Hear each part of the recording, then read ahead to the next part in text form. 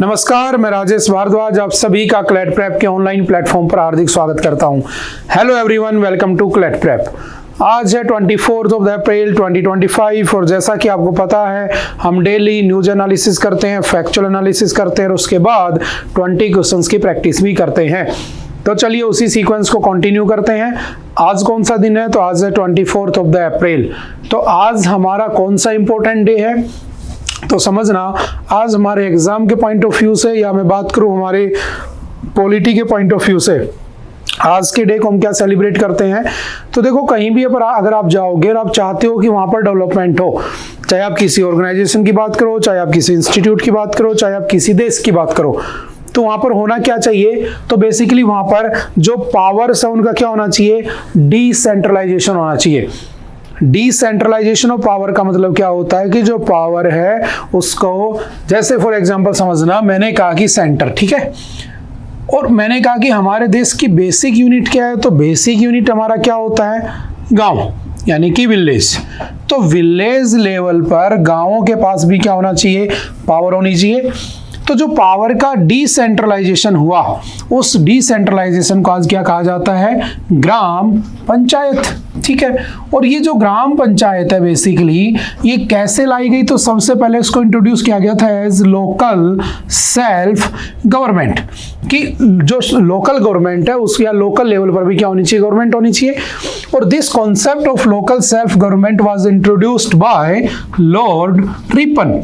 Lord Ripon ने इस concept को क्या किया था? इंट्रोड्यूस किया था। कौन से ईयर में? याद रखना, 1881 में। फिर आगे चल के भारत की आज़ादी के बाद कहा गया कि जब हमारा कॉन्स्टिट्यूशन बनाया गया तो उसमें एक पार्ट आता है डीपीएसपी, काफ़ी बार हम डिस्कस करते हैं, directive principle of the state policy, है ना, या तो डीपीएसपी या फंडामेंटल राइट, दो ही चीज़ों के ऊपर डिस्कशन होता है।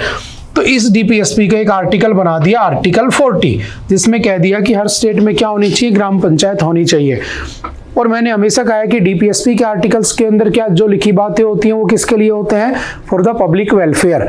स्टेट करे तो करे, स्टेट ना करे तो ना करे, स्टेट उसके लिए कोई बाउंड नहीं है, कोई इसके लिए जबरदस्ती नहीं है, ठीक है। अब हुआ क्या कि मान लो आपने आपसे पूछा कौन से आर्टिकल में इसके बारे में लिखा है, तो आर्टिकल नंबर 40।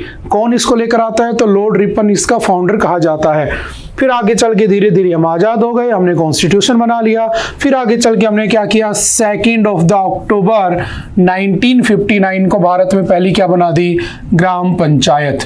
और जो पहली ग्राम पंचायत बनती है वो कहाँ बनती है? तो हमने काफी बार पढ़ा है, कौन सा गांव था? बगदरी। और जो बगदरी विलेज है, बेसिकली बगदरी विलेज, वो कहाँ पर है? नागौर, ठीक है। और नागौर कहाँ पर है आपका? राजस्थान। तो मैं कह सकता हूँ कि राजस्थान के नागौर में 2 अक्टूबर को 1959 में क्या बनाई गई थी? पहली ग्राम पंचायत बनी होती है।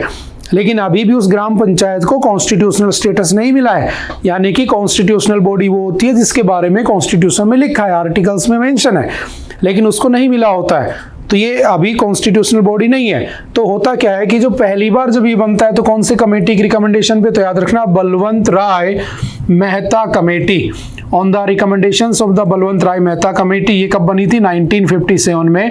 इसकी रिपोर्ट आने के बाद 1959 में तुमने क्या बना दिया? बगदरी गांव में नागौर के राजस्थान के पहली ग्राम पंचायत बना दी, ठीक है। लेकिन अभी भी इसको कॉन्स्टिट्यूशनल स्टेटस नहीं दिया। टाइम पास होता रहा। आगे चल के क्या होता है? एक कमेटी बनती है LM सिंघवी, जिसको हम क्या कहते हैं? लक्ष्मीमल सिंघवी कमेटी, 1986 में बनती है। इसकी रिकमेंडेशन के ऊपर याद रखना एक अमेंडमेंट होता है, 73rd कॉन्स्टिट्यूशनल अमेंडमेंट 1992। और बाय दिस कॉन्स्टिट्यूशनल अमेंडमेंट जो ग्राम पंचायत थी उसको क्या दे दिया गया? कॉन्स्टिट्यूशनल स्टेटस दे दिया गया। क्या दे दिया गया? Constitutional status. कौन सा आर्टिकल मिला इसको? आर्टिकल 243 से लेकर आर्टिकल 243 के ओ तक, यानी कि इसके ए से लेकर ओ तक इसको 15 आर्टिकल्स अलॉट कर दिए गए। और ग्राम पंचायत की कितने वर्किंग लिखी है इसमें? तो याद रखना टोटल 29 वर्किंग्स इसके अंदर लिखी हुई है कि वो 29 काम करेगा ग्राम पंचायत, ठीक है। अब समझना, ये जो इसको कॉन्स्टिट्यूशनल स्टेटस मिला ये किस अमेंडमेंट से मिला? तो 73rd अमेंडमेंट 1992। और कौन सी कमेटी थी? तो लक्ष्मीमल कमेटी। लेकिन किस दिन मिला? वो आज दिन है। तो किस दिन इसको दिया गया होता है? तो याद रखना ऑन 24 अप्रैल 1993। याद रखना 24 अप्रैल 1993 को ऑफिशियली जो आपका ग्राम पंचायत है उसको कॉन्स्टिट्यूशनल बॉडी बना दिया जाता है, और दैट इज वाई आज क्या सेलिब्रेट करते हैं हम, तो नेशनल पंचायती राज डे। तो आज जो 24 अप्रैल है वो किस नाम से सेलिब्रेट किया जाता है, तो सिंपल याद रखना नेशनल पंचायती राज डे के नाम से हम सेलिब्रेट करते हैं। उसके पीछे की कहानी हमने थोड़ा सा डिस्कस की, बाकी हम पॉलिटी के अंदर इसको पढ़ते ही हैं। चलिए स्टार्ट करते हैं आज की न्यूज़ के ऊपर। आज की सबसे पहले न्यूज़ कौन सी आती है, देखो आज अगर तुम पूरे द हिंदू को, इंडियन एक्सप्रेस को, इन न्यूज़पेपर्स को देखोगे तो एक चीज आपको कॉमन नजर आएगी कि सबके अंदर एक ही सबसे ज्यादा डिस्कस की हुई न्यूज़ है, वो कौन सी है, तो आपकी जो पहलगाम अटैक हुआ था परसों उसके बारे में जिक्र किया हुआ है। तो चलिए हम भी उसी को जिक्र कर लेते हैं, उसी को थोड़ा डिस्कस कर लेते हैं, ठीक है। हालांकि आज के न्यूज़पेपर में ज़्यादा इंपॉर्टेंट न्यूज़ नहीं है, लेकिन हाँ थोड़ी बहुत है, हम उसको थोड़ा सा डिस्कस कर लेते हैं। जैसे सबसे पहले समझना, Indus treaty with Pakistan put on halt. मतलब जैसे ही टेररिस्ट अटैक होता है पहलगाम में, तो हम क्या करते हैं, हमारी जो गवर्नमेंट है वो बेसिकली क्या करती है, कुछ जो हमारी पॉलिसीज बनी हुई थी, कुछ ट्रीटीज थी पाकिस्तान के साथ, है ना, उनको ऊपर होल्ड लगा देती है। जैसे उसमें 5 डिसीजन लिए जाते हैं। एक डिसीजन क्या लिया जाता है उसमें कि हमने इंडस वाटर जो ट्रीटी हुई थी उसके ऊपर क्या लगा दिया, होल्ड। याद रखना इसको कैंसल नहीं किया गया है। कहीं तुम सोचो कि अब जो ऊपर की 3 नदियां पाकिस्तान में जा रही थी, नीचे की 3 नदियां भी पाकिस्तान में जा रही थी, है ना, कहीं तुम सोचो कि उसका पानी ही भारत रोक लेगा, ऐसा नहीं है, पानी जाता रहेगा, लेकिन धीरे धीरे हम क्या कर रहे हैं कि हम उस ट्रीटी से पीछे हट रहे हैं, और हम क्या करेंगे, इससे बाहर निकल जाएंगे, और आगे चल के हो सकता है कि इंडियन रीजन में, जैसे कि फॉर एग्जांपल समझना कि ये आपकी इंडस वाटर ट्रीटी हो रखी है, ठीक है, और इस इंडस वाटर ट्रीटी में आपने देखा कि इसको मीडिएट किसने किया था उस समय, तो आपने पढ़ा होगा वर्ल्ड बैंक उसका मीडिएटर था। It was signed in the 1960 में होती है। तो जो देखो ये जो आपकी इंडस रिवर है ना, बेसिकली ये मेजर रिवर तो ये बाकी सब इसकी ट्रिब्यूटरीज है। तो सबसे पहले इसमें कौन आकर मिल रही है, झेलम के बाद चेनाब के बाद रावी के बाद ब्यास, और ब्यास के बाद सतलुज। और जहां ब्यास और सतलुज मिलती है, यहाँ पर क्या बना हुआ है, एक डैम बना हुआ है, जहां से राजस्थान की तरफ एक नहर निकाली जाती है, जिसे क्या कहा जाता है, इंदिरा गांधी कैनाल। और जो इंदिरा गांधी कैनाल सिस्टम है वो दुनिया का सबसे बड़ा नहरी सिस्टम है, और इसी इंदिरा गांधी कैनाल को क्या कहते हैं, तो हम कहते हैं लाइफ लाइन ऑफ राजस्थान की जीवन रेखा किसे कहा जाता है, तो याद रखना इंदिरा गांधी नहर को कहते हैं, जो यहां से निकलती है कपूरथला से, बेसिकली ना पंजाब में एक जगह कपूरथला, वहां से निकलती है, ठीक है। अब समझना ऊपर की जो 3 नदियां हैं इनको कहा जाता है वेस्टर्न फ्लोइंग रिवर्स। तो आपसे अगर एग्जाम में पूछ ले वेस्टर्न रिवर्स कौन कौन सी हैं, तो चेनाब, झेलम और इंडस, या इंडस झेलम चेनाब कह सकता हूं मैं काउंट नंबर वाइज। और अगर आपसे पूछे ईस्टर्न रिवर कौन कौन सी है, तो सतलुज, ब्यास और रावी को ईस्टर्न कहा जाता है। अब हमने क्या किया, देखो जब हम भारत और पाकिस्तान आजाद हुए, है ना, अलग हुए, तो हमारा जो डिवीजन था वो किसके बिहाफ पर हुआ था, रिलीजन, आप सब जानते हो। और रिलीजन के बिहाफ पर जब हम टूटे तो यहाँ पर मुस्लिम और यहाँ पर हिंदू, ठीक है, और ये बन गया आपका इंडिया। तो कहा गया कि जो नेचुरल रिसोर्सेज है उनको कैसे बांटोगे, क्योंकि अगर हमने इस सारे पानी को इधर ही रोक दिया, समझना इस बात की गहराई को, अगर मैंने सारे पानी को इंडिया की तरफ ही रोक दिया, जाता पाकिस्तान से होकर सारा, और लास्ट में इसमें मिलकर ही चला जाता है अरेबियन सी में। अगर मैं इन सारी रिवर्स को इधर की इधर घुमा दूं, तो हो सकता है कि राजस्थान जो पूरा का पूरा 50% के आसपास राजस्थान जो रेगिस्तान है उसके अंदर दोबारा से, है ना, खेती वगैरह उसके अच्छा हो जाए, जैसे इंदिरा गांधी कैनाल निकाल रखी है। बट हम ऐसा नहीं कर सकते, एथिकली ये ठीक नहीं है। कल को चाइना ब्रह्मपुत्रा को रोक देगा, फिर नॉर्थ ईस्ट वाले रीजन क्या करेंगे, ऐसा थोड़ी ना होना चाहिए। तो होता क्या है कि हमने एक ट्रीटी कर ली कि चलो एक काम कर लेते हैं, एक संधि कर लेते हैं। क्या कर लेते हैं उस संधि में, उस ट्रीटी में मैंने कहा कि जो ऊपर की 3 रिवर है ना, जैसे समझने की कोशिश करना, मैंने कहा सबसे ऊपर कौन सा, Indus, then Jhelum, then Chenab, then Ravi, then Beas, then Sutlej. तो हमने ट्रीटी कर ली कि ऊपर की जो 3 नदियां है ना, उसका 80% पानी जो है ना वो कौन ले लेगा, पाकिस्तान, और उसमें से जो 20% पानी है वो कौन ले लेगा, इंडिया, ठीक है। और जो नीचे की 3 रिवर है उसका 80% पानी कौन ले लेगा, इंडिया, और 20% पानी किसको शेयर कर दिया जाएगा, पाकिस्तान। तो इसका 80% पानी का यूज कौन कर सकता है? पाकिस्तान। अपने वहां पर डैम बनाए, कुछ भी करे। हम इन 3 रिवर के ऊपर यहाँ पर डैम वगैरह बनाएंगे, लेकिन हम उससे सिर्फ हाइड्रो पावर प्रोजेक्ट लगा सकते हैं, जिससे पानी रोका, पानी टरबाइन पे गिरा, बिजली बनी, लेकिन पानी आगे निकल गया। हम सिर्फ 20% पानी एक्सट्रैक्ट कर सकते हैं उस रिवर के अंदर से। लेकिन अब इंडिया सोच रहा है कि हम क्या करेंगे, जैसे आपने पढ़ा होगा रेटल हाइड्रो पावर प्रोजेक्ट बना रहे हैं हम चेनाब पे, है ना। इसकी एक ट्रिब्यूटरी आपको यहाँ दिख रही होगी, किशन गंगा, इसको नीलम नदी भी कहते हैं। इस किशन गंगा के ऊपर भी Kishan Ganga hydro power project बनाया जा रहा है। हमारा चेनाब के ऊपर पहले से दुलहस्ती बना हुआ है, सलाल बना हुआ है और बगलीहार बना हुआ है ना। हमारा जो रावी नदी है, इसके ऊपर हमारा कौन सा बना हुआ है, तो थीन बना हुआ है। ब्यास के ऊपर हमारा पोंग डैम बना हुआ है। सतलुज के ऊपर हमारा बाखड़ा नांगल और हमारा नाप्ता जाखरी बना हुआ है। तो बहुत सारे डैम पहले से बने हैं, लेकिन पानी से उधर करना पड़ता है मुझे। तो लेकिन अभी भारत ने कहा कि जो पहलगाम अटैक हुआ है उसमें कहीं ना कहीं पाकिस्तान का हाथ है। और डेफिनेटली आपने देखा होगा कुछ दिन पहले यूएसए से एक टेररिस्ट को वहां से लेकर आए थे, भारत लाया गया था, तिहाड़ जेल में डाला गया था। उस समय भी पाकिस्तान कहता था कि हमारा तो कोई लिंक नहीं है, लेकिन वो निकला ना लिंक। तो अभी भी 100% क्या 1000% ये बात श्योर है कि पाकिस्तान का इसके पीछे हाथ है। तो जब तक हम पाकिस्तान को अच्छा सबक नहीं सिखाएंगे तब तक तो ये काम नहीं करने वाला। तो हमारी सरकार ने कल कुछ स्ट्रिक्ट एक्शन लिए, जिसमें सबसे इंपॉर्टेंट क्या था, इंडस ट्रीटी को होल्ड कर देना। याद रखना है, कैंसिल नहीं किया है, होल्ड किया है। आज समझ में आ रही है। और धीरे धीरे हो सकता है कि हम इसको कैंसिल भी कर दें, ठीक है, और हम उसको पानी को डाइवर्ट करने की कोशिश भी करें। एक साथ डाइवर्ट करना भी पॉसिबल नहीं है, बाढ़ आ जाएगी पूरे इलाके में, हम ही नुकसान में चले जाएंगे। और इतना आसान भी नहीं है, ऐसा नहीं है कि कल रात को बॉम्ब डाला उसने और आज रात को तुमने जाकर मजदूर लगाकर नदियां इधर घुमा दी, ऐसा पॉसिबल नहीं होता है। धीरे धीरे वो काम होगा, और कैसे होगा वही तो हम आगे पढ़ने वाले हैं। समझ में आ रही है। तो एग्जाम के पॉइंट ऑफ व्यू से इस इंडस वाटर ट्रीटी को थोड़ा अच्छे से ध्यान से याद रखना। कब हुई थी? 19 सितंबर 1960 में हुई थी। मीडिएटर कौन था? तो वर्ल्ड बैंक था, ध्यान रखना, ठीक है। कौन कौन सी नदियां हैं, कौन सी ईस्टर्न फ्लोर है, कौन सी वेस्टर्न फ्लोर फ्लोइंग रिवर से, इस बातों को थोड़ा सा ध्यान रखना। तो एक काम तो हमने ये किया, एक काम हमने और क्या किया समझना। दूसरा हमने इसके अंदर किया, अटारी इंटीग्रेटेड चेक पोस्ट को बंद कर दिया। आपने देखा होगा, आप जब भी बाघा बॉर्डर जाते हो घूमने ना, जब भी आप गोल्डन टेम्पल जाते हो घूमने अमृतसर, तो आप डेफिनेटली बाघा बॉर्डर जरूर जाते होंगे ना। और उसमें सुबह शाम की जो वहां पर परेड होती है वो देखने के लिए लोग इकट्ठा होते हैं।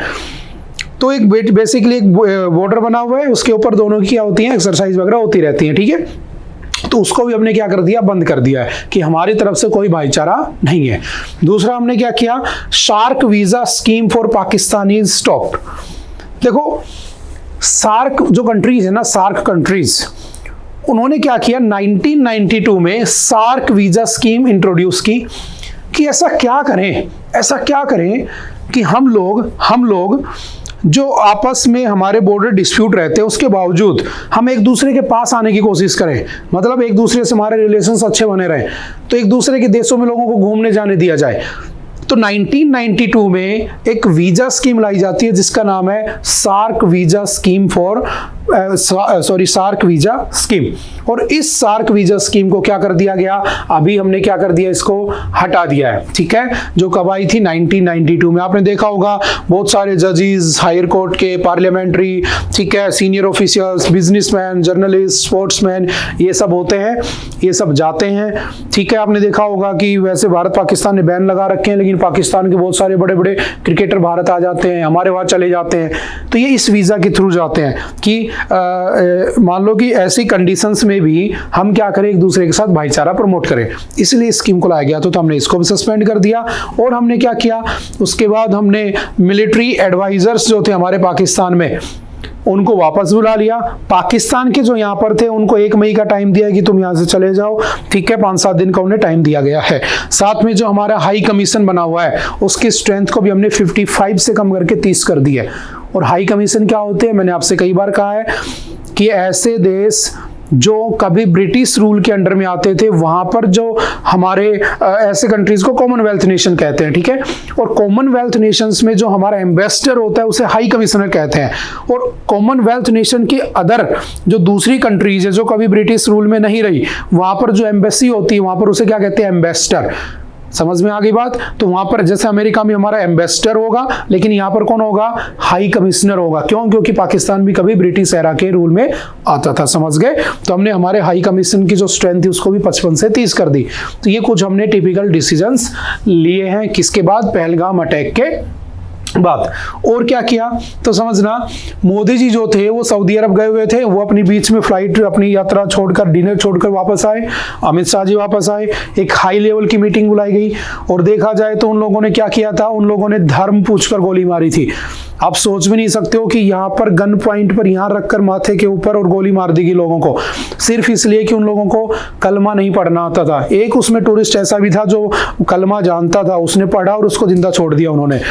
और उन्होंने बच्चों और औरतों को नहीं मारा, सिर्फ लोगों को मारा। और ये कह दिया कि जाओ बता देना मोदी जी को, है ना। क्योंकि उन्होंने इसलिए भी मारा, कुछ टूरिस्ट ने क्लेम किया कि वो जो मोदी सरकार को वोट दिया इन लोगों ने उससे दुखी थे, ऐसा कुछ न्यूज़ निकल के आ रही है। बट मैं यही कहना चाहूँगा कि हमारी सरकार भी यही अपील कर रही है कि हम सारी पॉलिटिकल पार्टीज को एक साथ बैठना चाहिए और इस थ्रेट के अगेंस्ट कुछ ना कुछ एक्शन लेने का टाइम आ चुका है, ठीक है। बस बाकी जो भी होगा न्यूज में हम उसको पढ़ लेंगे। तो मोदी जी ने क्या किया, तो कैबिनेट कमेटी ऑन सिक्योरिटी बुलाई गई।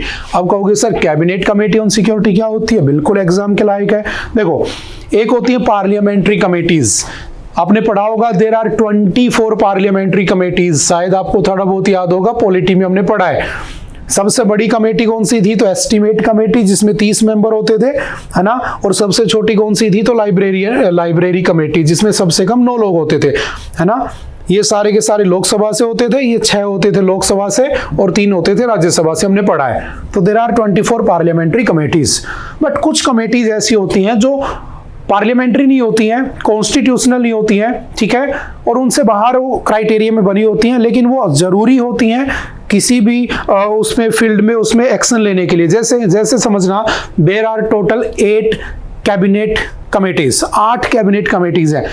और याद रखना, जिस कैबिनेट कमेटी का मेंबर प्राइम मिनिस्टर होता है ना, तो ऑटोमेटिकली उसका हेड भी कौन हो जाता है, प्राइम मिनिस्टर हो जाता है। अगर प्राइम मिनिस्टर किसी भी कमेटी का मेंबर है ना, तो उस कमेटी का हेड ऑटोमेटिकली प्राइम मिनिस्टर ही मान लिया जाता है। इस बात को भी ध्यान रखना। तो जो हमारी सिक्योरिटी पे कमेटी है सीसीएस, इस सीसीएस में हेड कौन कर रहा है, प्राइम मिनिस्टर। याद रखना कितने मेंबर है टोटल, 5। एक तो पीएम है, एक डिफेंस मिनिस्टर है राजनाथ सिंह, एक्सटर्नल अफेयर्स है ना एस जयशंकर आप जानते हो, होम अफेयर्स आप जानते हो अमित शाह जी को, फाइनेंस मिनिस्टर कौन है हमारे, तो निर्मला सीतारमन। ये 4 इसके क्या होते हैं, मेंबर्स होते हैं।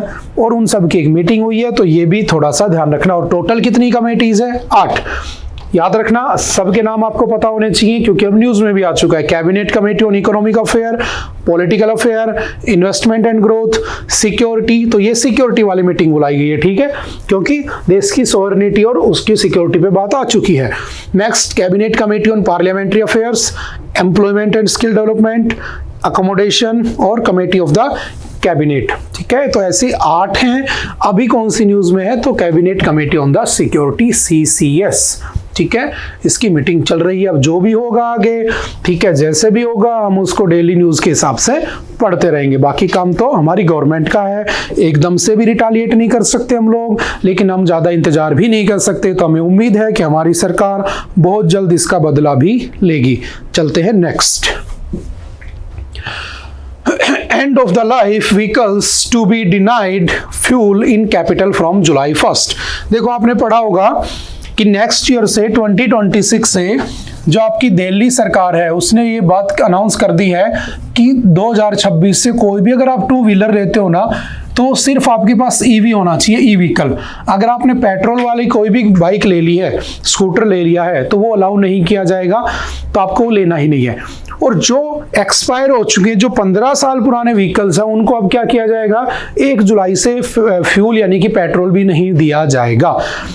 समझ में आ रही है। अब एक बात समझना, ऐसा किस लिए हो रहा है, तो ऐसा सिर्फ इसलिए हो रहा है कि वहां पर पोल्यूशन बहुत ज्यादा होता है। और पोल्यूशन एक बहुत बड़ा टॉपिक बना हुआ है, बहुत बड़ा मुद्दा है। किसके लिए, सेंट्रल गवर्नमेंट के लिए।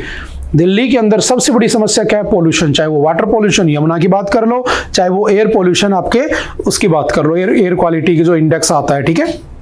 अब इसको कैसे कर्व किया जा सकता है, इसके लिए हमारी जो दिल्ली गवर्नमेंट है उसने कुछ टारगेट बनाए हैं, जैसे 1 जुलाई से जो 15 साल पुराने व्हीकल्स हैं उनको पेट्रोल डीजल देना बंद कर दो, अगले साल से 2 व्हीलर सिर्फ इलेक्ट्रिक चलेंगे। तो किसको कंट्रोल किया जाएगा? पोल्यूशन को। और अगर मुझे 2070 का टारगेट अचीव करना है, वो कार्बन न्यूट्रल वाला, तो मुझे क्या करना पड़ेगा? कार्बन एमिशन से फ्री होना पड़ेगा। और कार्बन एमिशन से फ्री होने के लिए मेरे पास एक ही तरीका है, या तो मैं पेड़ बहुत ज्यादा लगा दूं, या दूसरा तरीका है कि मैं किस पर चला जाऊं? नॉन फॉसिल फ्यूल्स पर या रीन्यूएबल एनर्जी रिसोर्सेज पर चला जाऊं। ठीक है, जो बार बार रिन्यू होते हों, जैसे कि solar energy, international solar alliance सना 2015 में आया था, या फिर मैं बायोफ्यूल पे चला जाऊं, 2023 में हुआ था। ठीक है, या फिर मैं ग्रीन एनर्जी पे चला जाऊं, मैं इथेनॉल पे चला जाऊं, मैं ई व्हीकल पे चला जाऊं, मैं हाइड्रोजन पे चला जाऊं, लेकिन मैं कार्बन का एमिशन ना करूं। इस बात को इंश्योर करने के लिए याद रखने एक स्कीम आई थी, फेम।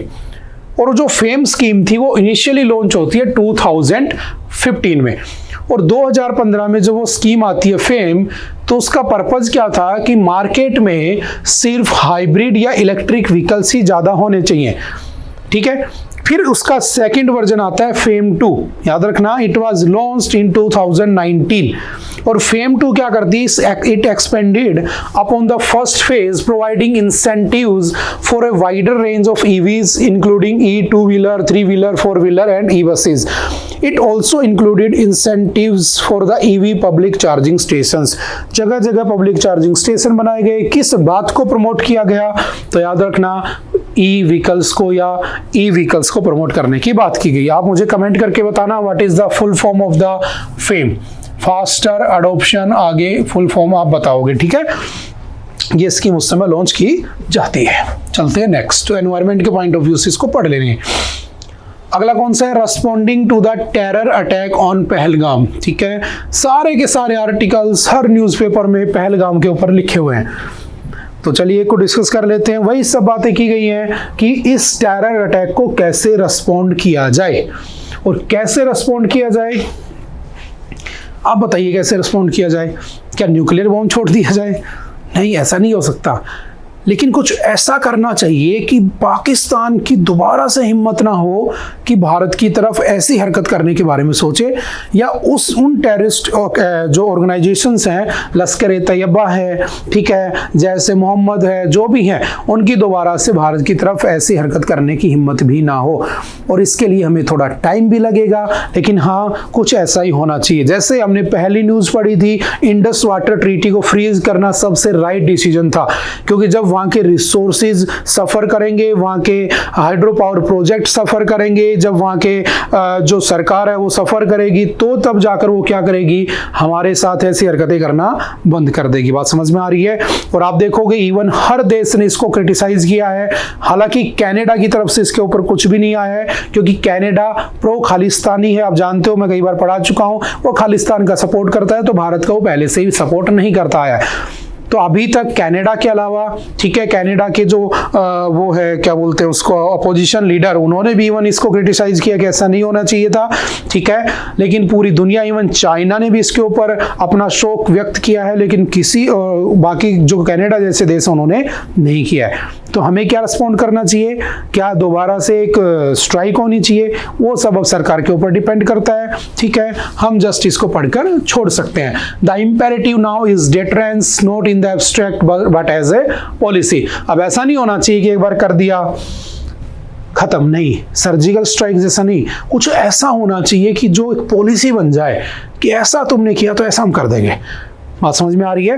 जैसे नेटो है, नेटो की क्या पॉलिसी थी? क्यों बना था नेटो 1949 में? अगर तुमने किसी एक देश पर अटैक किया तो सभी पर अटैक माना जाएगा। तो कुछ ऐसी पॉलिसीज लाने की बात भी होनी चाहिए। ठीक है, देखते हैं सरकार क्या करती है। सरकार का काम है, this include sustained efforts to diplomatically isolate Pakistan on platform where it seeks legitimacy, the careful reconsideration of the trade के ऊपर बैन लगा देना चाहिए। हमें उनके साथ कोई क्रिकेट मैच नहीं खेलना चाहिए, हर तरह की चीज़ को बैन कर देना चाहिए, तब जाकर वो अपनी हरकतों से बाज आएगा। बस वही सब इसमें लिखा हुआ है। सबसे ज़्यादा इम्पैक्ट किसके ऊपर पड़ा? तो पहलगाम के टूरिज्म के ऊपर, क्योंकि जो जम्मू कश्मीर है, मैंने आपसे बताया था कि उसको क्या कहते हैं, धरती का स्वर्ग भी कहते हैं, है ना, हेवन ऑन द अर्थ। लेकिन वहाँ के लोगों के जीने का सबसे बढ़िया साधन क्या है, टूरिज्म, कि टूरिस्ट साल भर आते रहते हैं। लेकिन अब पहलगाम में जो इंसिडेंट हुआ है उससे टूरिस्टों ने जाना बंद कर दिया, टूरिस्टों ने वापस बुकिंग कर ली, तो सबसे बड़ा इंपैक्ट वहाँ की इकोनॉमी के ऊपर पड़ा है। ठीक है, तो अगर हम जम्मू कश्मीर को अपना इंटीग्रल पार्ट मानते हैं, बना चुके हैं, है ना, 370 हटा चुके हैं, तो हमें इन सब चीज़ों पर ध्यान भी देना चाहिए। ठीक है, बाकी जो भी होगा हम आगे देख लेंगे। ठीक है, ओके। जैसे उरी अटैक की बात की इसने, ठीक है, पुलवामा सुसाइड बॉम्बिंग की बात की कि हम उसके बाद सर्जिकल स्ट्राइक करके हमने रुक गए, लेकिन ऐसा नहीं होना चाहिए। कुछ ऐसी पॉलिसीज होनी चाहिए ताकि पाकिस्तान को हमेशा डर रहे कि अगर तुमने ऐसा कुछ किया तो तुम्हारे साथ ऐसा हो जाएगा। समझ गए, होगा ही होगा, ऐसा कुछ होना चाहिए। ठीक है, बाकी देखते हैं आगे। Next, transsceptic arguments are incoherent. समझना, ये एक फेमिनिस्ट एक्टिविस्ट है, कविता कृष्णन, इन्होंने एक बहुत अच्छा आर्टिकल लिखा है। कौन सी कम्युनिटी के ऊपर, तो समझना एग्जाम के पॉइंट ऑफ व्यू से क्यों इंपॉर्टेंट है, LGBTQ प्लस, है ना, लेस्बियन, गे, बाइसेक्सुअल, ट्रांसजेंडर, उनके ऊपर क्या लिखा है इन्होंने, क्वीर, है ना। और प्लस का मतलब क्या, उसमें प्लस का मतलब है अभी भी कुछ ऐसे हों जिनको रिकॉग्नाइज नहीं किया गया हो तो उनको इसमें ऐड कर दिया जाएगा। ठीक है, तो LGBT की कम्युनिटी। अब समझना, न्यूज़ क्या पहले वो समझ लेते हैं, फिर इंडिया में क्या उसका ऊपर लॉज बने हुए वो पढ़ेंगे। तो हुआ क्या, ब्रिटेन में एक एक्ट आता है, यूके में इक्वेलिटी एक्ट, और वो इक्वेलिटी एक्ट देता है, हर इंसान को इक्वेलिटी देता है, चाहे मेल हो, फीमेल हो, चाहे LGBTQ कम्युनिटी से बिलोंग करता हो। ठीक है, उसमें कहा गया था कि जो ट्रांस वुमेन होंगी ना वो वुमेन मानी जाएंगी, यानी कि जो ट्रांस वुमेन होंगी वो वुमेन के रूप में मानी जाएंगी, और वुमेन को जो बेनिफिट मिलते हैं वो सारे के सारे बेनिफिट्स ट्रांस वुमेन को माने दिए जाएंगे।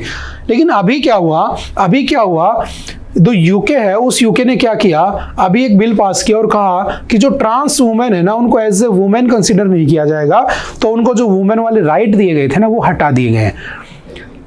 अब ये वहाँ की कम्युनिटी जो है LGBTQ कम्युनिटी, ट्रांसजेंडर्स कम्युनिटी, उसके अंदर सबसे बड़ा इशू निकल के आ रहा है कि उनके राइट्स की कौन बात करेगा, उनके अधिकारों की बात कौन करेगा। बात समझ में आ रही है। जैसे अभी ओलंपिक के अंदर आप मुझे कमेंट करके बताना, एक ऐसी न्यूज़ आई थी जिसमें एक प्लेयर होता है, वो ट्रांसजेंडर होता है और वो जीत जाता है और वो फीमेल कैटेगरी में खेल रहा होता है, बाद में उसको मैन डिक्लेयर कर दिया जाता है, लेकिन वो अपने आप को ट्रांसजेंडर कहता है। तो क्या ये सब होना चाहिए? तो बस इन्हीं सब बहुत सी बातों को देखते हुए यूके ने भी अब कह दिया कि ट्रांस वुमेन जो होंगी ना वो वुमेन के राइट नहीं ले पाएंगी। जैसे अमेरिका की बात करता हूँ, अमेरिका में अभी प्रेसिडेंट आए थे डोनाल्ड ट्रंप, है अभी भी। डोनाल्ड ट्रंप कहते हैं कि मैं सिर्फ 2 ही जेंडर में विश्वास रखता हूँ। भगवान ने 2 ही जेंडर बनाए थे, एक बनाया था मेल, एक बनाया था फीमेल। बाकी चीजें है ना, ये सब क्या है, दिमाग का वहम है, ठीक है, या कोई मेंटल डिसऑर्डर है, उनका ऐसा कहना है। लेकिन दूसरी तरफ दुनिया भर में इनके राइट्स की बात होती है, समझ में आ रही है। तो बस इस बात के ऊपर डिस्कशन किया गया। जैसे अगर मैं भारत के रिलेशन में बात करूं तो हमारे यहाँ पर जो IPC था, इंडियन पीनल कोड, उसका एक सेक्शन था 377। उस सेक्शन 377 में होमोसेक्सुअलिटी को क्राइम माना गया था, ठीक है। होमोसेक्सुअलिटी का मतलब होता है लेस्बियन, गे, बाइसेक्सुअल, ये सब। तो उसमें अगर मतलब अननेचुरल जो आपका अननेचुरल रिलेशंस हैं उनको क्या माना गया था, बेसिकली क्राइम माना गया था, ठीक है। लेकिन धीरे धीरे क्या हुआ, समझना, पूरी टाइमलाइन को समझते हैं। 2001 में नाज फाउंडेशन एक केस फाइल करते हैं, public interest litigation PIL file करते हैं, और वो चैलेंज करते हैं सेक्शन 377 को कि जो होमोसेक्सुअलिटी है ना वो क्या नहीं होनी चाहिए, क्राइम नहीं होना चाहिए, ठीक है। फिर 2009 में एक लैंडमार्क डिसीजन आता है दिल्ली हाई कोर्ट का। उसमें कहा गया कि जो होमोसेक्सुअलिटी है उसको डीक्रिमिनलाइज कर दिया गया, कि अब से हाई कोर्ट ने कहा कि जो होमोसेक्सुअलिटी है वो क्राइम नहीं है, ठीक है। और LGBTQ राइट्स की उसमें बात की गई और उनकी मेजर विक्ट्री हो जाती है, ठीक है, समझ में आ रही बात। फिर 2013 आता है, सुप्रीम कोर्ट कहता है जो दिल्ली हाई कोर्ट का डिसीजन था उसको क्या कर देता है, वापस कर देता है, और कहता है कि जो सेक्शन 377 है वो अभी भी क्या है, क्राइम माना जाएगा, क्रिमिनलाइज माना जाएगा, होमोसेक्सुअलिटी क्राइम है। फिर आ जाता है 2014, फिर सुप्रीम कोर्ट करता है, the supreme court recognizes transgender people as a third gender. जो ट्रांसजेंडर पीपल होते हैं उनको थर्ड जेंडर के रूप में माना गया। नेशनल लीगल सर्विस अथॉरिटी जो आपकी नलसा वर्सेज यूनियन ऑफ इंडिया का केस होता है, और उस केस में सुप्रीम कोर्ट, याद रखना आपसे पूछ लेगा, सुप्रीम कोर्ट ने कौन से केस में किस ईयर में ट्रांसजेंडर्स को थर्ड जेंडर माना था, तो कब माना था? 2014। उससे पहले एक बार उसको डिक्रिमिनलाइज कर दिया गया, फिर से क्रिमिनलाइज कर दिया गया, फिर आया 2018, और in historical decision the supreme Court strikes down section 377। Supreme Court ने 377 को स्ट्राइक डाउन कर दिया, खत्म कर दिया, और अब इसको क्या कर दिया? डीक्रिमिनलाइज कर दिया सेम सेक्स रिलेशनशिप को। केस कौन सा था? नवतेज सिंह जोहर वर्सेज यूनियन ऑफ इंडिया 2018, और होमोसेक्सुअलिटी को क्या कर दिया? लीगलाइज कर दिया। ठीक है, अब आती है बात आगे निकल के। 2019 में एक एक्ट आता है, फिर उसके बाद the transgenders person protection act. उसमें जो ट्रांसजेंडर पीपल होते हैं LGBTQ कम्युनिटी के, उनके राइट्स को प्रोटेक्ट करने के लिए एक एक्ट आता है, याद रखना, transgenders protection of rights act 2019, और उसमें उनको लीगल रिकॉग्निशन मिल गया और उनके अगेंस्ट होने वाले डिस्क्रिमिनेशन को प्रोहिबिट किए जाने की बात की गई। ठीक है, फिर आया 2022 में सेम सेक्स कपल, है ना, कि क्या सेम सेक्स के लोग कपल बन सकते हैं? क्या लड़का लड़का शादी कर सकते हैं, लड़की लड़की शादी कर सकते हैं? इस बात के ऊपर क्वेश्चन उठा। फिर 2023 में ये केस पहुंचा कहां पे? Supreme court. सुप्रीम कोर्ट ने कहा स्पेशल मैरिज एक्ट के अंदर शादी हो सकती है। देखो, एक होता है हिंदू मैरिज लॉज, एक होता है मुस्लिम मैरिज लॉज, है ना, अलग अलग रिलीजन्स के खुद के क्या बने हुए? मैरिज लॉज बने हुए हैं। ठीक है, जैसे हम लोग अग्नि के चारों तरफ फेरे ना हो तब तक हम उसको शादी नहीं मानते हैं। ठीक है, सिमिलरली मुसलमानों का अलग है, सबका अलग है। तो अब मान लो कोई मुस्लिम है और कोई हिंदू शादी करना चाहते हैं, तो उसके लॉज अलग कुछ कहते हैं, उसके लॉज अलग कुछ कहते हैं। तो कहा गया कि इन दोनों की शादी कराने के लिए स्पेशल मैरिज एक्ट लाया जाए, तो स्पेशल मैरिज एक्ट आ गया 1954 में। तो अब सेम सेक्स मैरिज अलाउड है, ध्यान रखना, बट सुप्रीम कोर्ट ने कहा कि we will not recognize it. हम इसे सर्टिफिकेट नहीं देंगे, आप शादी कर लो, लड़का लड़का लड़की लड़की शादी कर लो, बट हम उस बात को क्या नहीं करेंगे? वैलिड नहीं देंगे, वैलिडेशन नहीं देंगे उस चीज को। जैसे लड़का लड़की शादी करते हो तो मैरिज कार्ड बन जाता है, मैरिज सर्टिफिकेट बन जाती है, सेम सेक्स मैरिज में आप अलाउड करता है सरकार, लेकिन आप क्या नहीं कर सकते? उसको सर्टिफाइड नहीं कर सकते हो। अभी तक का ये स्टेटस है, ध्यान रखना। ठीक है, बात समझ में आ रही है? इतना जरूर ध्यान रखना। हाँ, आगे चलकर क्या होगा क्या नहीं होगा वो हम देखेंगे। फिर कोई कहेगा आप में से कि सर आपने तो कहा था right to marry is your fundamental right. हाँ, पहले राइट टू चूज में आता था कि तुम चाहो जिसे चूज कर लो, है ना, शादी के लिए, बट हमारी सुप्रीम कोर्ट ने कहा कि कर लो अभी भी, लेकिन हम तुम्हें रिकॉग्निशन नहीं देंगे, बस समझ गए। And right to choose, right to marry is your fundamental right, but it is not absolute. जरूरी नहीं हर बार मिलेगा, सर्कमस्टांसिस में छीना भी जा सकता है। ठीक है, नेक्स्ट है air pollution in India, where does it come from. देखो, एक बहुत ही अच्छा आर्टिकल आया है, millions of the people die prematurely from air pollution every year. Bharat में मिलियंस ऑफ द पीपल की डेथ हो जाती है हर साल। सबसे बड़ा जो रिस्पॉन्सिबल है उसके लिए सल्फर डाइऑक्साइड है। ठीक है, जैसे स्मोक डाउन 1.05 मिलियन डेथ होती हैं जो कि हाउस होल्ड एयर पोल्यूशन से हुई है 2021 में। ठीक है, air pollution kills millions every year, where does it come from, कहां से आता है ये पोल्यूशन अगर बात की जाए तो देखो, ट्रांसपोर्ट से होने वाले एमिशन कितना होता है? 3.42 मिलियन टन।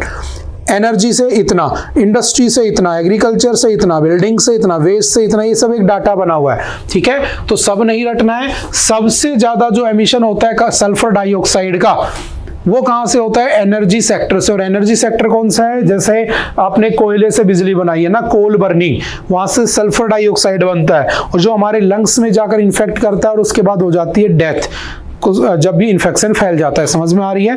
तो वो जस्ट एक उस डाटा को ब्रेक डाउन करने की कोशिश की गई है। तो चलिए इसके कुछ हाइलाइट्स को हम यहाँ पर पढ़ लेते हैं। हाँ, एक बात याद रखना, जो एयर पोल्यूशन एक्ट था, चलो मुझे बताना एयर पोल्यूशन कंट्रोल एक्ट कब आता है, कौन से ईयर में इसको पास किया गया था?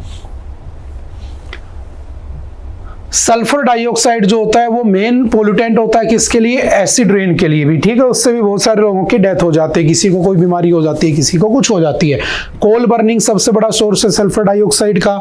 नाइट्रोजन ऑक्साइड है वो लंग्स इन्फ्लेमेशन करने में सबसे बड़ा रोल प्ले करता है। एंड नाइट्रोजन ऑक्साइड सबसे ज्यादा कहां से निकलता है, तो आपकी एग्रीकल्चर और आपके कोल बर्निंग से।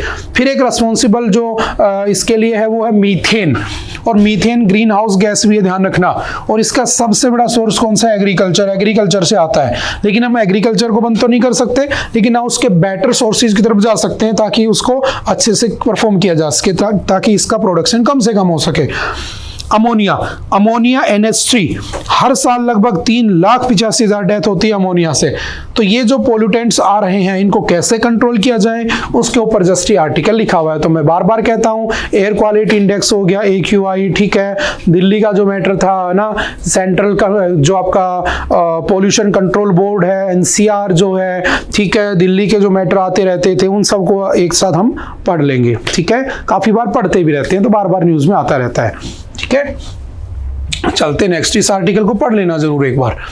नेक्स्ट है, is India witnessing judicial despotism, despotism. देखो है क्या, a series of judgment in recent times has had several parties questioning the powers and the motives of the Supreme Court. While such criticism of the judiciary is not new, the top court has not yet crossed the Lakshman Rekha. देखो वही case है जो हमने कल परसों भी discuss किया था कि जो हाई कोर्ट के जज थे, है ना, उनके घर में पैसा पाया गया, लेकिन उनके ऊपर FIR होने की बजाय उनका ट्रांसफर कर दिया गया। फिर हमारे जो वाइस प्रेसिडेंट हैं, है ना, जगदीप धनखड़ जी, उन्होंने कहा कि ये तो गलत बात है। क्यों कहा उन्होंने ऐसा, क्योंकि सुप्रीम कोर्ट ने एक डिसीजन दे दिया कि जो प्रेसिडेंट होगा उसको डायरेक्टिव्स दे दिए कि आप भी इतने लिमिटेड टाइम में बिल्स के ऊपर डिस्कशन लोगे, जजमेंट दोगे, अपना डिसीजन सुनाओगे। तो वाइस प्रेसिडेंट ने कहा कि सुप्रीम कोर्ट कौन होती है, प्रेसिडेंट ऑफ इंडिया को ये डायरेक्टिव देने वाले, क्योंकि president is the supreme. But याद रखना, प्रेसिडेंट आर्टिकल 77 क्या कहता है कि प्रेसिडेंट सुप्रीम नहीं है, वो नॉमिनल हेड होते हैं। तो पार्लियामेंट, इन्होंने ये कहा जगदीप धनखड़ जी ने कि सुप्रीम कोर्ट सुपर पार्लियामेंट बनने की काम बात कर रही है, बट सुपर कौन है, वो पार्लियामेंट है। लेकिन मैंने कल भी आपको समझाया था, दोनों ही क्या है, एक सिक्के के दो पहलू हैं, और दोनों के बिना ही हमारा शासन, हमारी व्यवस्था, हमारी जो इंस्टीट्यूशन है वो नहीं चल सकता है, ठीक है। तो इनको बीच में एक बैलेंस बना के रहना चाहिए, ना कि एक दूसरे के ऊपर एलिगेशंस लगाने चाहिए। तो बस उसी की बात की गई है कि जो इंडिया है उसमें क्या जुडिशरी जो है वो खत्म होती जा रही है, लेकिन हाँ अभी तक सुप्रीम कोर्ट ने या कोर्ट ने अपनी लक्ष्मण रेखा पार नहीं की है। इसके ऊपर बहुत अच्छे एक आर्टिकल लिखा हुआ है, सारी की सारी वही बातें हैं जो हमने अभी पढ़ी थी, है ना। जुडिशियल रिव्यू की बात कर लो, एनजेक की बात कर लो, ठीक है, जजेस को हटाने की प्रोसेस की बात कर लो, वो सारी बातें इसमें डिस्कस की हुई है। और एक सबसे बड़ा मुद्दा इसके अंदर डिस्कशन किया हुआ है कि मैंने आपसे कहा था कि हमारे, मुझे बताना कौन थे वो ना, एक हमारे जज थे सुप्रीम कोर्ट के, CJI रह चुके हैं, वो रिटायर हुए, और रिटायर होते उन्होंने, उनको क्या बना दिया गया, member of parliament from Rajya Sabha, उनको अपॉइंट कर दिया गया। तो जब तक वो जज की पोस्ट पर थे, तो क्या इस बात श्योर है कि उन्होंने अच्छे से जस्टिस किया होगा? क्या ये बात नहीं कही जा सकती कि जैसे रिटायर हुए अगले ही दिन उन्होंने क्या किया, पॉलिटिक्स ज्वाइन कर ली? तो जाहिर सी बात है उनका झुकाव किसकी तरफ रहा होगा, जिस पार्टी की तरफ से वो चुने गए थे। तो क्या ये बात सही है? क्या जुडिशरी सेपरेट है रियल में? क्या जुडिशरी सेपरेट रहनी चाहिए, या एनजेक नाम की एक अथॉरिटी लाकर उसको कंट्रोल किया जाना चाहिए? अगर एनजेक नाम की अथॉरिटी जुडिशरी को कंट्रोल करेगी तो सुपर कौन हो जाएगा, पार्लियामेंट, लेकिन उसके ऊपर फिर कोई नहीं है, और एक दूसरे के ऊपर कुछ ना कुछ होना चाहिए, वरना तो फिर ये अपनी मनमर्जियां करने लगेंगे, समझ रहे हो। तो बैलेंस बहुत जरूरी है, और उस बैलेंस को कैसे बनाए रखा जाएगा उसी के ऊपर आजकल डिबेट चल रही है। बहुत जल्द आपको कुछ ना कुछ इसके ऊपर रूल या लॉ या डिसीजन देखने को मिलेगा, ठीक है। डेली न्यूज में आता है तो थोड़ा बहुत इसको पढ़ते रहना, ठीक है। उसके बाद चल, जैसे आर्टिकल 32 की बात कर रहा है, वोलेशन ऑफ राइट्स, है ना, हमने कल पढ़ा था, रिट्स की बात करता है, रिट्स रिलीज करता है सुप्रीम कोर्ट अगर तुम्हारे फंडामेंटल राइट्स का वोलेशन होता है, ठीक है। आर्टिकल 13 उसको most important part of Indian constitution कहा था किसने, भीमराव अंबेडकर ने। 32 को हार्ट एंड सोल कहा गया था, ठीक है। तो उनका मिस यूज कर रहा है। आर्टिकल 142 का लिए हमने जिक्र किया था, वही सब दोबारा से रिपीटेड है। तो एक बार इस आर्टिकल को पढ़ना, कुछ 2-4 बातें आपको नहीं भी पढ़ने को मिलेंगी, ठीक है। चलते हैं नेक्स्ट, सब हम डिस्कस कर चुके हैं पहले। all stress and no play making children anxious and with fragile mental health। आजकल आपने देखा होगा कि जो छोटे छोटे बच्चे होते हैं वो आउटडोर गेम नहीं खेलते हैं, और जो आउटडोर गेम नहीं खेलते हैं तो उनका फिजिकल डेवलपमेंट भी नहीं हो पाता और मेंटल डेवलपमेंट भी नहीं हो पाता है, क्योंकि अगर आप सिर्फ मोबाइल्स ही चलाते रहोगे तो जरूरी नहीं आपका मेंटल डेवलपमेंट हो रहा हो। बच्चे स्ट्रेस का भी शिकार हो जाते हैं। आपने देखा होगा घर में छोटा बच्चा है, स्कूल से आया और अगर उसको मोबाइल नहीं दिया तो रोने लग जाएगा, खाना नहीं खाएगा, दिन भर उसके सामने मोबाइल चाहिए। तो ये जो कंडीशन हमारी सोसाइटी में बनी हुई है ये देश के डेवलपमेंट के लिए अच्छी नहीं है। वो मेंटल हेल्थ का शिकार हो जाएगा बेसिकली, और उसको कैसे बचाना चाहिए, उसकी स्ट्रेस को कैसे कम किया जा सकता है, बस उन्हीं सब चीज़ों को इसमें लिखा गया है। और इसमें जैसे बुक्स को अफोर्डेबल बना दिया जाए, ठीक है, क्योंकि बहुत बार क्या होता है बुक बहुत महंगी है, तो हम क्या कहते हैं बच्चे को कि एक काम करो, आजकल बहुत सारे ऐप आ गए जिसमें बुक्स मिल जाती है कि ये बुक यहाँ से पढ़ लो ई बुक फॉर्म में। बच्चा ई बुक पढ़ रहा है या बच्चा कुछ और कर रहा है, हमें थोड़ी ना पता है, वो स्ट्रेस के अंदर भी जा सकता है। तो हमें बुक्स को अफोर्डेबल करना चाहिए। बच्चों से रिलेटेड जो कंटेंट है वो ऑनलाइन ना होकर ऑफलाइन होना चाहिए ताकि उनकी ऑफलाइन एक्टिविटीज बढ़े। बस उन्हीं की बात की जा रही है, ठीक है, क्योंकि राइट टू हेल्थ सभी का है, बच्चे का भी, बड़े का भी, बूढ़े का भी। और याद रखना मेंटल हेल्थ, हमारे यहाँ पर एक एक्ट आया था जिसका नाम था, सिंपल याद रखना, Mental Health Care Act 2017. It aims to provide comprehensive mental health care and services to the individuals with mental illness. This act decriminalizes attempt to suicide and emphasizes a right-based approach. और ये जो 2017 वाला mental health था इसने replace किया था किसको, mental health act 1987 को। तो पहली बार कब आया था 1987 में, उसको रिप्लेस किया गया 2017 में, और ये किसकी बात करता है, मेंटल हेल्थ की बात करता है। इसको भी थोड़ा सा ध्यान रखना, ठीक है। चलते हैं नेक्स्ट है World Bank lowers India's financial year growth forecast to 6.3%। देखो पहले इसने कहा था वर्ल्ड बैंक ने कि जो हमारा इंडिया है उसकी जो ग्रोथ रेट रहने वाली है वो 6.7% रहने वाली है, लेकिन अब उसने कहा 6.3%, 0.4% इसने कम प्रेडिक्ट की है। तो बस जैसे कल हमने IMF पढ़ा था, आज इसकी रिपोर्ट आ गई, दोनों सेम सही है। कल भी हमने पढ़ा था, किसके बाद बना था, ब्रेटन वुड्स कॉन्फ्रेंस के बाद बना था, कौन से ईयर में, 1944 में। हेडक्वार्टर कहाँ पे है, वाशिंगटन DC में, उसका भी वाशिंगटन DC में था। रिपोर्ट कौन सी देता है, तो human capital index report is published by the world bank and world development report is published by the world bank. कब बना होता है, 1945 में, इस ब्रेटन वुड कॉन्फ्रेंस के बाद। किसको पैसा देता है, डेवलप्ड नेशंस को पैसा देता है, डेवलप्ड कंट्रीज को ये पैसा देता है, समझ गए। इसका प्रेसिडेंट कौन है आज के दिन, तो कल भी हमने लिखा था, प्रेसिडेंट कौन है, इंडियन ओरिजिन का है, क्या नाम है उसका, अजय बंगा। अजय बंगा उसका क्या है, प्रेसिडेंट, ठीक है। और मुझे बताना तुम किस बैंक को वर्ल्ड बैंक ऑफ एशिया कहा जाता है, एशिया का वर्ल्ड बैंक किसे कहते हैं, ठीक है। चलते नेक्स्ट। ओके, आई थिंक आज के लिए इतना ही था। आई होप कि आपको बातें समझ में आई होंगी।